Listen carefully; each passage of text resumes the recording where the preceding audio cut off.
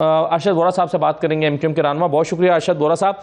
सबसे पहले तो ये बताइए सर कि आपकी सीटें हैं 21 और पीटीआई की हैं 30 और ऑपोजिशन लीडर मौजूद भी है, हाजिर भी है, खत भी लिख रहा है और कह रहा है कि हमारे साथ मुशावरत का आगाज करें निगरान वज़ीर आला लाने के लिए। तो आप कैसे लाएंगे और क्यों लाएंगे अपना ऑपोजिशन लीडर सिंध असेंबली में? बिस्मिल्लाहिर्रहमानिर्रहीम। देखिए असद, आपके इल्म में अच्छी तरह है कि इस वक्त जो है पीटीआई के जो 35 में से तकरीबन जो है 20 के करीब या 15 के करीब जो है लोग ऑलरेडी पार्टी को छोड़ चुके हैं और वो पार्टी को छोड़ चुके हैं। दूसरे उनके कुछ एमपीए जो है वो आ भी नहीं रहे। अब अगर ये सिचुएशन है, ये सिनेरियो है, तो 5-10 लोगों का अगर वो जो है अपोजिशन लीडर हैं अली मादिल खान साहब, तो वो फिर जो है आगे असेंबली में वो आ भी नहीं रहे और खत से तो काम नहीं चलता ना, you have to be present there. तो हमारी स्ट्रेंथ उनके बाद सबसे ज्यादा है और क्योंकि ये नहीं आ रहे तो हम पीपल्स पार्टी को फ्री हैंड तो नहीं दे सकते ना इस सिचुएशन में, क्योंकि ये कोई छोटी मोटी सिचुएशन नहीं है। इट्स अ मैटर ऑफ कि आपको एक इंटरिम गवर्नमेंट लेकर आनी है और वो मशावरत के साथ लेके आनी है। अब अगर पीपल्स पार्टी के पास जब अपोजिशन लीडर ही नहीं होगा और कोई नहीं है तो how can they, I mean वो तो फिर फ्री हैंड। सर आपने कहा कि वो आ नहीं रहे, तो पीटीआई के लोग क्या इसलिए नहीं आ रहे कि वो रूपोश हैं और रूपोश नहीं होंगे और आएंगे तो वो पकड़े जाएंगे क्योंकि गिरफ्तारियों का मौसम चल रहा है, इसलिए वो नहीं आ रहे और इस मौके से आप फायदा उठा रहे हैं, ऐसा नहीं है क्या?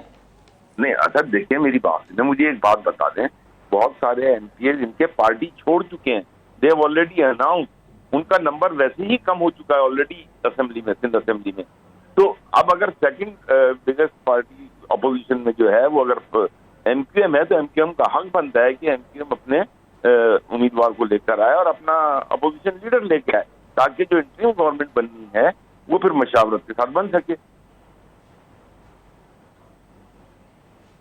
सही है। वोरा साहब एक सवाल का और जवाब दीजिए, आपकी पार्टी का क्या यह मौक़िफ़ है कि नई मर्दमशुमारी जो तकरीबन मुकम्मल हो चुकी है उसके मुताबिक इलेक्शन होने चाहिए, और अगर ऐसा होता है तो क्या इलेक्शन ताख़ीर का शिकार नहीं हो जाएंगे?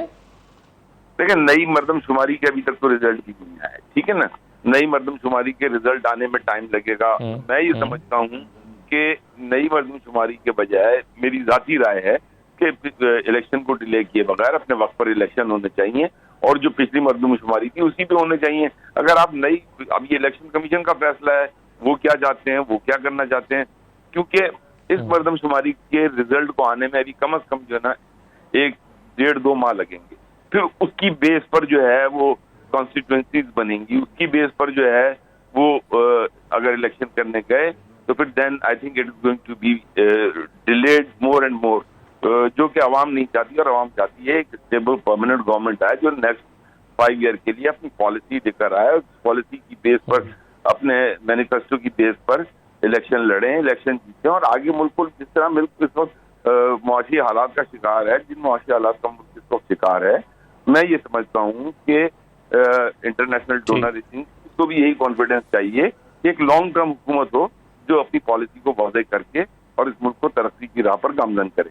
सही है। तो आप समझते हैं कि इलेक्शन वक्त पर होने चाहिए, चाहे पिछली मर्दमशुमारी ही के मुताबिक क्यों ना हो, लेकिन डिले नहीं होने चाहिए। अरशद वोरा साहब, ये शफाफियत पर पहले से ये सवाल नहीं उठा रहे, अगरचे आपकी पार्टी उस तरह से खैबर पख्तूनख्वा में एक्टिव नहीं है, लेकिन फिर भी एज अ पॉलिटिकल पार्टी बहुत सारे सवाल मुख्तलिफ सूबों में उठ रहे हैं। तो खैबर पख्तूनख्वा, पंजाब में पहले ही तहरीक इंसाफ का ये इल्ज़ाम रहा है कि पंजाब में जो हुकूमत है, निगरान हुकूमत, वो न्यूट्रल नहीं है। अब खैबर पख्तूनख्वा में खुद जमातों का इतराफ़ कर लेना, तो इस पर बतौर सियासी जमात आपको हैरत नहीं हो रही?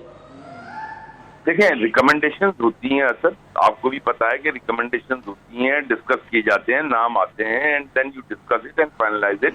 कोई पॉलिटिकली एफिलिएटेड, सीरियसली एफिलिएटेड, जैसे अभी कामरान मुर्तज़ा साहब ने कहा कि हमारा वोटर हो सकता है, हमारे से एफिलिएशन थोड़ी बहुत हो सकती है, but it does not mean sir voter होने में और अपना वजीर होने में तो फर्क है ना। असद देखिए बात यह है कि it has to be with the mutual understanding of the opposition and the ruling party, ठीक है ना।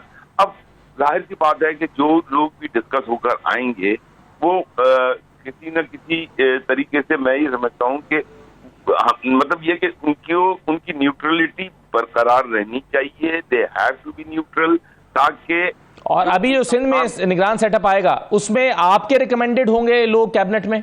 आपकी तरफ से आएंगे कि 6 पीपल्स पार्टी लगा ले, 6 हम लगा लेते हैं, या वो कहेंगे जी हम बड़ी जमात हैं, हम 8 लगाएंगे, आप 4 लगा लीजिए? नहीं, ऐसा नहीं है, ऐसा बिल्कुल भी नहीं है और ऐसा होगा भी नहीं। ये तो देखें, जो निगरान हुकूमत का काम है, उनके they can't make any major decision. उनका असल काम जो है, वो उनका काम ये है कि they have to transform the government to the newly elected government. तो ये एक टेम्पररी सेटअप है और इस टेम्पररी सेटअप में जो है वो हमेशा का तरीकाकार यही रहा है कि रिकमेंडेशंस जो हैं उनको एक्सेप्ट किया जाता है, उन पे सबका एग्रीमेंट होना चाहिए। अगर पीपल्स पार्टी किसी को गलत लगाएगी तो हम शोर करेंगे, डेफिनेटली हम अपोजिशन में, ये हमारा काम है। उसके बाद फिर इलेक्शन कमीशन की जिम्मेदारी हो जाती है। अगर we are not agreeing to anything then election commission comes up, और इलेक्शन कमीशन जो है वो फिर अपने तय किसी को भी लगाता है। ठीक है, तो ये तो लिखी हुई बात है, इसमें कोई इफ्स और बट्स नहीं है। ठीक है, चलिए बहुत शुक्रिया अशरफ वोरा साहब। एक छोड़ लेते हैं ब्रेक के बाद। ये सवाल मैं पहले रखता हूँ शर्मिला साहबा के सामने, और फिर एक और मामला है।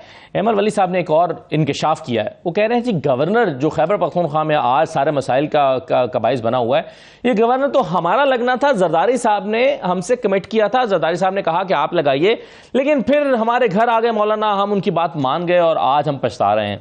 तो जरदारी साहब जो हैं वो ANP से उनके बकौल नाराज हैं कि आपने मौलाना का गवर्नर क्यों लगने दिया है। शर्मिला फारूकी साहबा, ये कैसी निगरान हुकूमत है खैबर पख्तूनख्वा में कि जहां सभी जमातों ने अपने 3-3 वजीर बांट रखे हैं? इस तरह तो शायद सिंध में फिर हुकूमत बनेगी तो MQM और पीपल्स पार्टी भी मिलकर यहाँ पर भी यही करेंगे। ये क्या इसकी न्यूट्रलिटी चैलेंज नहीं हो गई इस एतराफ के बाद खैबर पख्तूनख्वा में? देखिए, जहाँ तक मुझे मालूम है हर सेटअप न्यूट्रल होता है। हाँ, जिस तरह वजीर आला की, निगरां वजीर आला की रिकमेंडेशन होती है ना, 3 रिकमेंडेशन अपोजिशन लीडर देता है, 3 रिकमेंडेशन ट्रेजरी बेंचेस देते हैं। तो इस तरीके से जाहिर बात है कि जो काबीना होती है उसमें भी रिकमेंडेशंस आती हैं। इसका मतलब ये नहीं होता कि उसके अंदर कोई पीपल्स पार्टी का जियाला बैठा हुआ है। जाहिर बात है, आप कहते हैं कि जी ये अच्छा है, ये बेहतर होगा, ये न्यूट्रल होगा, ये हमारी तरफ से रिकमेंडेशंस हैं। तो ये कहना कि जी 3 पीपल्स पार्टी के मिनिस्टर्स हैं, ये गलत बात है। पीपल्स पार्टी के कोई मिनिस्टर्स उसके अंदर नहीं है। पीपल्स पार्टी की रिकमेंडेशंस होंगी कि जी इन लोगों को ये तो खुद कुंडी साहब ने कहा कि 3 हमारे हैं, और इसी तरीके 3 से हमारे हैं। वो कह रही हैं कि 3 हमारे हैं। समर हारून साहब ने कहा 3 हमारे हैं। नहीं, तो ये वो तो खुद कह रहे हैं। देखिए, कुंडी साहब ने ये नहीं कहा कि 3 पीपल्स पार्टी के जियाले बैठे हैं। उन्होंने कहा 3 हमारे हैं, कि 3 हमारे रिकमेंडेशंस के हैं। 3 JUI के रिकमेंडेशंस के होंगे, 3 किसी और के रिकमेंडेशंस के होंगे, ANP के होंगे। इस तरह के रिकमेंडेशंस तो आती क्यों है है ये रिकमेंडेशंस में भी क्यों मिनिस्टर वजीर आला के लिए? देखे ना, कानून में तो सिर्फ शर्मिला साहबा ये है कि वजीर आला के लिए चीफ मिनिस्टर ने ऑपोजिशन लीडर के साथ मुशावरत करके लगाना है, बस। मैं जवाब दूं, फिर वो अपनी कैबिनेट खुद लगाएगा।